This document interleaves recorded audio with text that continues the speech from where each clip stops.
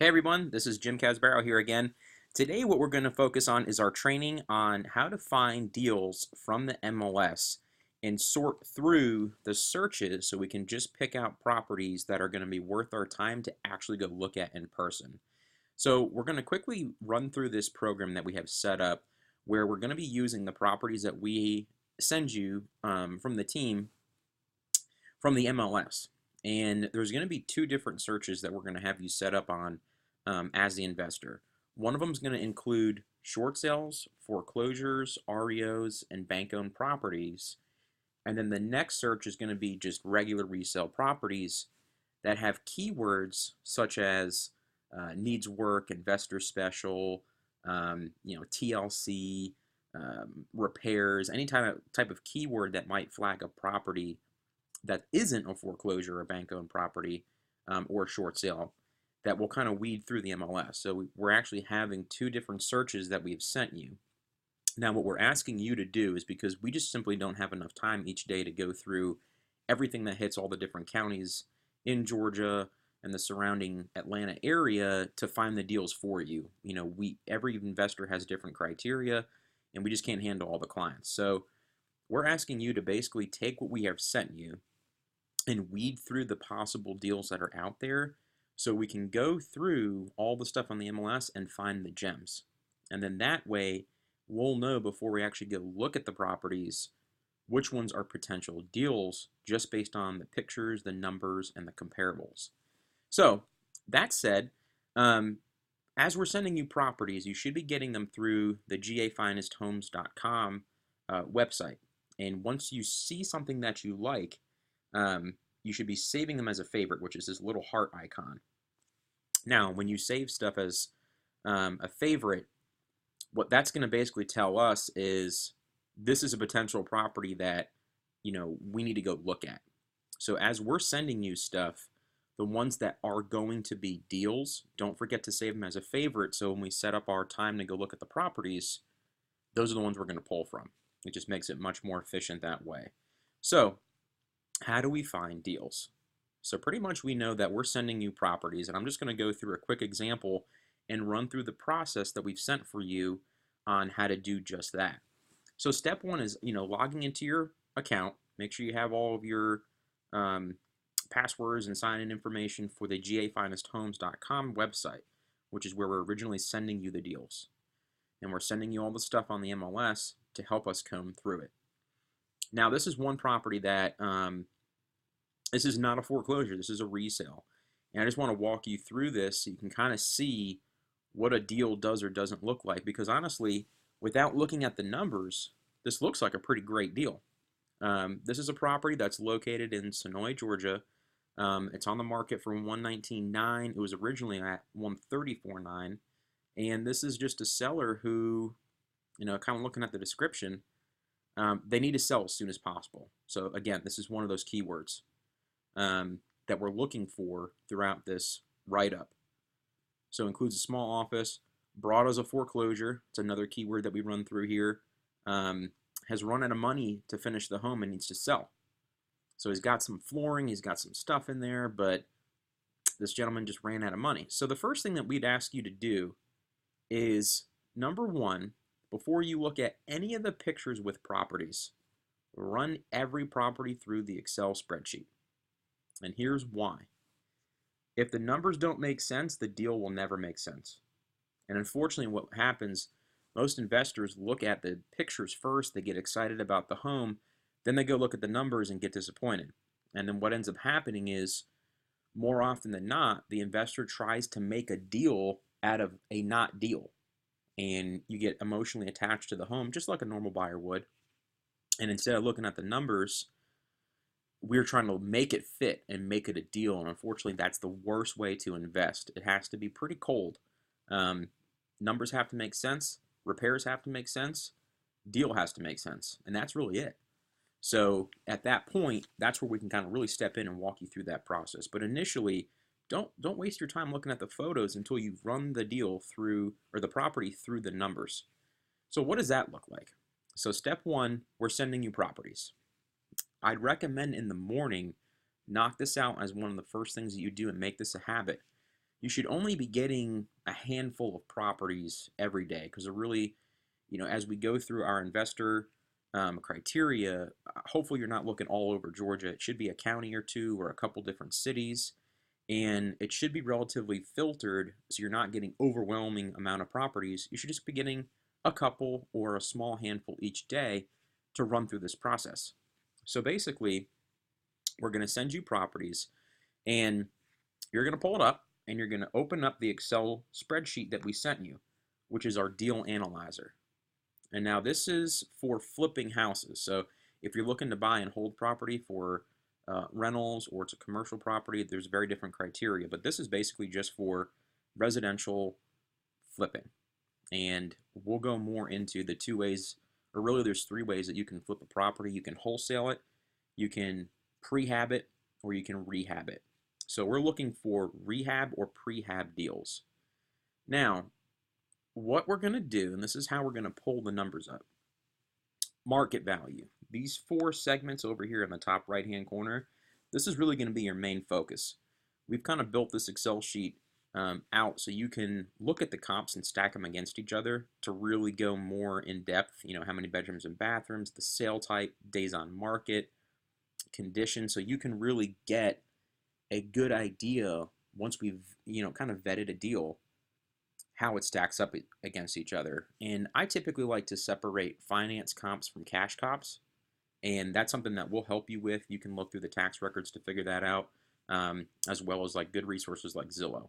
You can kind of see whether or not there was a mortgage taken out the last time a property was bought.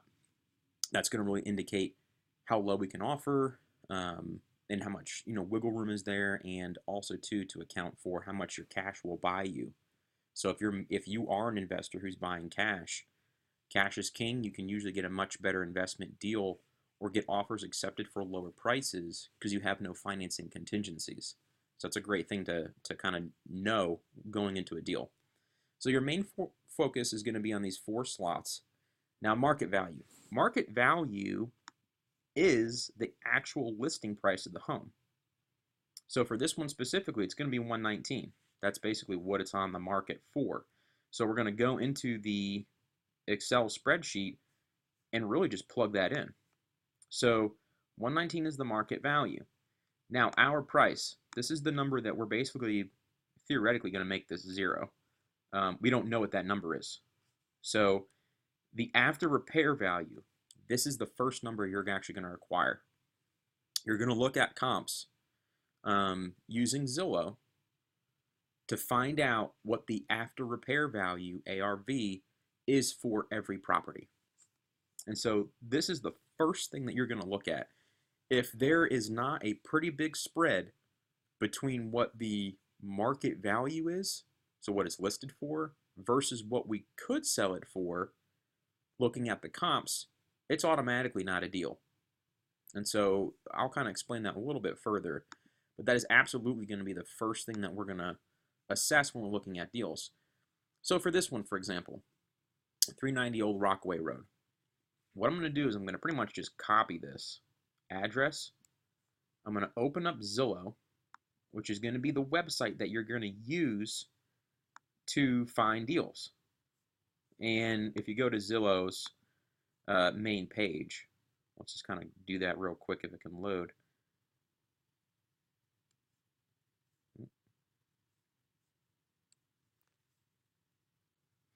And once we're on Zillow's main page, you're basically just going to plug this in and just throw in the city so it knows where to search. And so Zillow's going to go, okay, is this the property that you're looking for? And you're going to go, yes, this is great. This says it is a foreclosure at one point. 119, this is the right property. So awesome. We've got the right home on Zillow. Here's the feature that you're going to get used to and really start utilizing to help figure out what that after repair value is going to be. Now, keep in mind, as the real estate agent, we don't have 11 hours a day to run comps for all of our investors. I just simply don't have enough time. So the way that we can streamline this is use Zillow, which is a great resource where you don't have to have a license to run comparable solds. Now, Zillow is not always 100% accurate. So this is really going to be a best guess before we go much more in depth with the numbers and the repair cost and what the deal looks like. But it's a great snapshot to get a good idea of where the after repair value would be. So what Zillow does is it says, okay, here's this home in green, right? Here's your subject property. And then everything else around it is going to be red and yellow. Now, if you go up to listing type, it's going to literally tell you what that means. When you're looking at comparables, only click for sale and click recently sold. Make sure you uncheck all these. I don't want them included in the search. I just want to know what's on the market now and what things have sold very close to that home that we can use as a comparable sold. So go ahead and just make sure you filter the search for only actives and only sold properties. And then now scroll in because we want to see what the homes around have sold for, what they're actively selling for, because this is basically our competition and our assessment on where price would be. So now if you can look at pretty much around the house, there's a good mix. It looks like some of the houses are in the 160s. You can push 157, 160, 164, 156. So there's a pretty good amount. This is not in a subdivision, which is great. So it's not necessarily tied more to properties that are within a subdivision. It's a great selling feature. But now, I mean, right across the street on the opposite side, there's properties that have sold relatively low in price. I mean, this one sold for 178. That's great. But it's a good mix. So this is nice to see. I like to see a good mix. That way we can always push the comps when you're flipping properties. You always want to push that price point because one of the things that investors need to understand is when you're flipping houses, you always want to push your comps, but you don't want to push it too far because you really want supporting evidence to say, no, this property's worth what it is, and we've done a lot of work to it. Here's the tip of the market. But the same token, too, if investors aren't pushing, or any buyer really isn't pushing price, the market truly never goes up. If everybody just keeps selling their properties based on what previously sold and the market just collapse, we're not going to get out of it too much faster than people willing to take some risk and push the price, which really is what being an investor is all about, taking calculated assessed risks.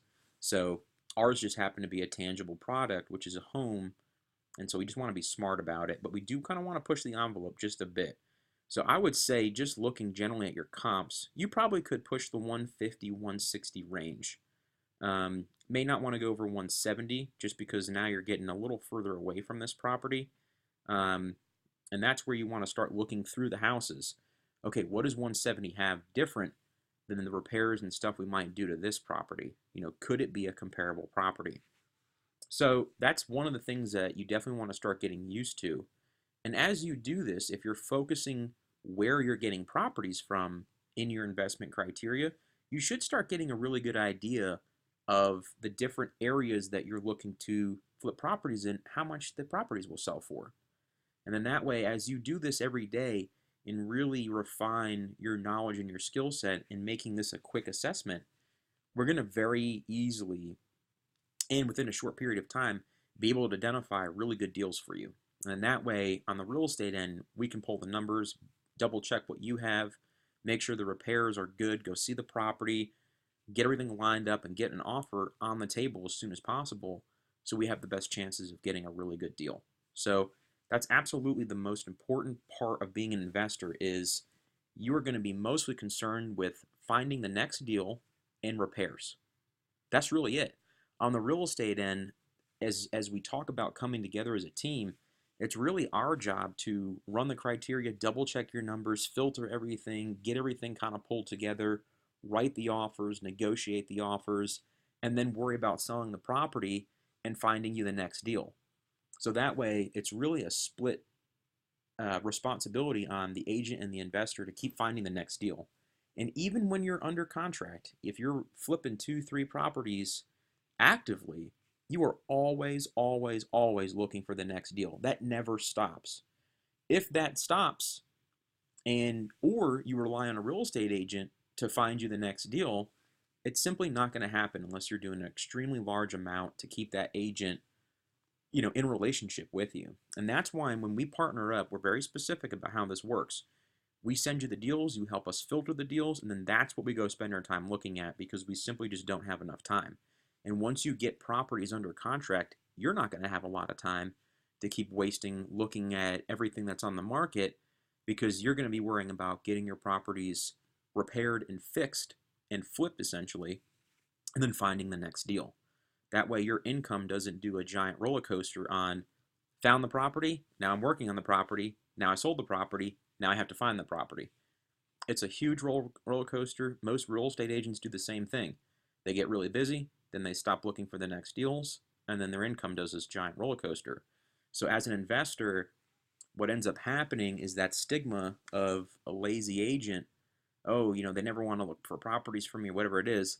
Actually, you're probably just not a smart investor. The agent's probably not lazy. You're just a ton of work. And so there has to be a system. This is a business. This is not a hobby. So even if you're flipping properties as a part-time gig, which is totally cool, very good way to get into it full time, it's still a business. You need a system. Systems make the ordinary extraordinary. And so working with us in our team, that's how we're looking to partner up. We sell the deals, we get the systems going, we help with the marketing, we help find the next deal. You look for the next deal, help us get the deal, lock it down, and then work on actually flipping the property. So, and all of those processes, throughout that transaction need to have systems, especially when you start flipping property. You got a couple properties under contract that you're actively repairing. You're going to need systems, something to hold all the workers together because you're just not simply going to have enough time. So as we scale, we're going to get smarter about finding the deals, but this is definitely something that anybody can implement with a very basic Excel spreadsheet, Zillow, and the properties that we send you through our website. So step one, running through the comps. Let's just quickly go through. I want to show you guys a really cool tool on Zillow to help making the comps a little bit more of a snapshot instead of a little bit more of a chore. So if you actually click the property that you're looking at, go all the way down, and there's a little bubble right here. It says comparable homes for Zillow. Go ahead and click that, and this is a pretty good range. Like this is what has recently sold. And you can kind of see most of these properties have sold in the 140 range that are comparable. And again, kind of what we were going back, this really reaffirms what we were just saying. You can probably push the 150, 160 range. So go ahead and click recently sold, comparable homes, and Zillow will do a lot of the heavy lifting for you. Then that way, in the morning, this should really only take you about 15, 20 minutes each day to just go through what we sent you, filter out the good and the bad, and then save your favorites that have made it through the criteria. So, bam, there you go. Just like we said, here's pretty much what has popped up. So, within relatively close of a range, all these properties have sold recently within the last year. It just looks like a lot of these are going to need some work. Or excuse me, I shouldn't say they need some work, but the property that we're looking at is going to be a little bit harder to justify selling it even in an end condition. I mean, this seems like it's a pretty great home. It's a 3.2, 1,500 square feet, sold for 139, 140. This one here, 156. So it's going to need a little bit more work. This one's not turning out to look like much of a deal, but basically we kind of have that number. So now let's go back to the Excel spreadsheet. Our ARV, I put in 159. I think that's a pretty comfortable number. We said we can probably push the 150, 160 range. So let's just say that we sell this property mint condition, completely rehabbed for 159. Now the next two numbers are repairs. Now you can look at the pictures in the property and figure out what we might actually, chalk up to having to repair on this property. So go ahead and pop into the GA Finest Homes website, and you should be in your profile so you can look at all the pictures and start looking through. So like right off the bat, there's no flooring. There's no flooring. The kitchen's a little dated. It's going to definitely need some paint, light fixtures. It may need new appliances, but definitely lighting and flooring and some paint here. So we're starting to kind of total up some things. This is really just bare concrete on the floor. Windows seem pretty decent. These aren't bad in terms of light fixtures. This little kitchen one might need to go. Um, Again, the windows look pretty good. Sliding door seems to be in pretty decent shape. Nice backyard, but kind of looking at an aerial view previously, the property is going to need some landscaping, so that's also going to need to be factored in. Again, no floors here. That light doesn't seem to be bad in the ceiling fan. Rooms are kind of bare. Simple, but not bad. Doesn't need too much. Probably just some, again, paint and probably floors based on the condition of these. Definitely new floors in here, paint as well. And that's really all the pictures are showing you, so not a great assessment of the house, but you can see the driveway's not here. You can see that there's no garage leading off the driveway. So you may need to put a garage. It's definitely a resale value that we'd want to consider. And now knowing this, granted, we haven't seen the property. Now, I've personally previewed this property before, and I know that, we're going through it with another couple. This is going to need quite a bit of work. They basically finished the garage and put 2 rooms here to count it as a 5-bedroom. So it's going to need some work. The acreage, this .83, is actually a very decent lot, and there's no subdivision. So at first, it seems like a really great house. $67 a square foot is not bad, knowing that you could probably sell it for the 159 range. So the big question is, how much is it going to need in repairs? So I would safely use, if you don't have any idea how much a property might need in repairs, I usually safely throw in $30,000. Now this one's going to probably need more than that, just based on what we have seen. Looking at the pictures. So let's just say $40,000. Now automatically our price, we're going to scroll down to the bottom. Now, I've made it pretty simple. Basically, when it comes to analyzing deals, if it's green, it's go. Green is good. Green is money. Green is a good deal. If it's yellow, it's right on the fringe. It's not necessarily a good deal. And if it shows up red, it's not a deal. So this is kind of where we can manipulate some of the numbers to make it work based on the repairs, which as an investor, this is going to be the number you're really, really, really going to want to master. Not only assessing, but while you're building, keep this number as low as humanly possible. Mastering your repairs as an investor gives you mastery over your profits. So absolutely make sure that we always watch that number. And we want to be conservative on the purchase end, so we don't, lose and eat into our buffer, because we don't want to put ourselves in a sticky situation or get a bad buy. So our price. This is where we're going to kind of figure out what we need to purchase the home for to get a good deal. Now keep in mind, this said this wasn't a foreclosure. This isn't a bank. This isn't, a loan or marketing entity that's doing this. So it's not like you can just insult them and move away. This is a real live person. And the next step is going to be kind of looking into whether or not the public records show that this has a mortgage, which if you want to pop into Zillow again real quick, you can certainly pull up the public records for this. If you scroll back and you go, same thing, just go down a ways in the single page, you can see the data sources for where they're getting this information. You can also see foreclosure information. So this is really want to get into pulling up some more, but let's just go into the tax history. So listed for sale, it's literally been dropping steadily. But you may want to just pull up the history for the property, and go into the tax records and just kind of do some digging to see how low the homeowner really could go. But I'll say, for just times matter, just assume that there isn't any mortgage and that we just need to make the numbers work. So at $95,000, this is definitely not a deal.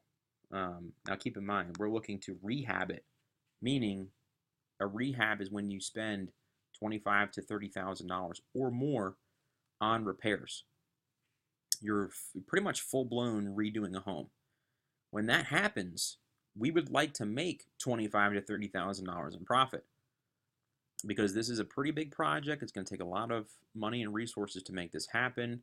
We're going to tie up the property for at least a couple weeks to do the repairs, and then we got to sell it. So this is a big investment. You want to make sure you get a good return over your months. So 30 grand is really our goal target for rehabbing a property. Now a prehab, instead of the PRE, prehab, we're spending $15,000 or less on repairs, and it's mostly going to be cosmetic things, and we're going to look to really sell it quickly. Not going to make a ton of money on that one, but those are great lower cost deals, lower risk deals for us to go ahead and do. And a great way to get into a prehab is to have an extra backup plan, be to just rent it. And we can always make a turnkey property and sell it off to another investor who likes that kind of stuff.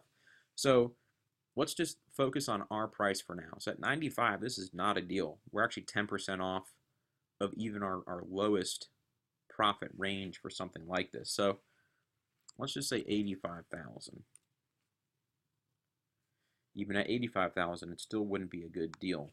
So we're really kind of seeing where we need to be in order to find ourselves good deals. Okay, so pretty much 79,000 would be the most we're going to pay for this property. So what we can do, two things. We could make offers in bulk, and that is certainly a strategy if you're looking to invest, where you literally do this every day and you make an offer on everything. I would shy away from doing that because right now we are in a very heavy seller's market, and as the real estate agent, one of our jobs is to advise you on how best to approach this. So with resale, things are going so quickly right now. And the fact that this is not a institution or a bank or a department of Fannie Mae or a foreclosure department, this is a seller. They're probably going to be insulted. We're obviously very crafty about how we do our offers and how we present them to the other agents and to their clients, but bottom line is this may be way too off for it to be a deal. And even at then, we're only making just shy of 30,000. So not a huge exciting deal. This would be something I may write off, because one of the things is if you have to go below 20% of fair market value to get a deal, and let's just say we take this number divided by that, you're at almost a third less of what it's already on the market for. If we're going above 20-25% on making offers, we're going to have a lot of no's. So if we can find deals that are 15% or below, 15% or less, so basically if this was an 85 ratio or less, we have a pretty high chance of getting that offer accepted and getting us a great deal. So those are awesome for prehabs. Obviously, we have to go a little bit lower on rehabs because we need to make more margin. But again, it's because the comps aren't as high as it might need be. So rule of thumb would be 85 to really make an offer. So right off the bat, I know that this is probably not a great deal. If fair market value is 119, if you know that we need to make 30 grand on a rehab, you automatically, without factoring in realtor costs or anything else that we throw in here, cost of capital, closing costs, all that kind of fun stuff, and then we make your ROI over 4 months just to get everything done, this is not a good deal.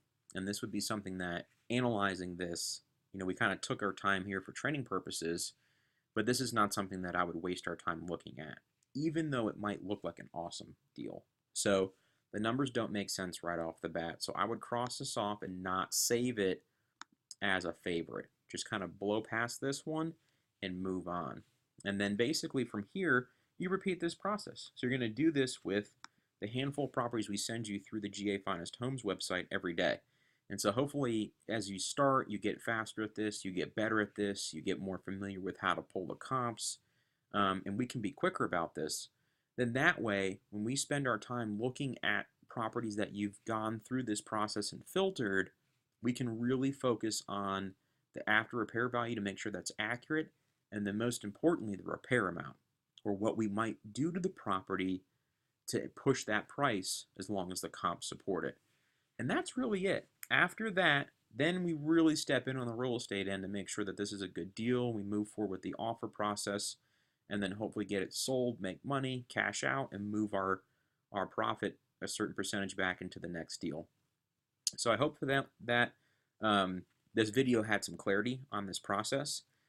Feel free to use it as a way to go back and rewind and go through that process. But really, as an investor, your step one is going to be taking the deals we send you, both the foreclosure listing search, which includes your foreclosures, bank-owned properties, REO, which is real estate owned, which means a Chase or small bank that got foreclosed, HUD properties, all those types of properties, going through those, and then going through the ones that we have filtered that are normal resale, meaning it's a human being selling it, that we have had a keyword filter through them. And we're looking for keyword deals, needs TLC, investor special, all those types of things. And as we do that, we are only spending our time looking at the 3 to 5 best deals that have been filtered out. So I hope this was informative. If you have any questions, feel free to direct them to me. And we look forward to find you some deals and looking at some great homes. Take care, and we'll talk soon.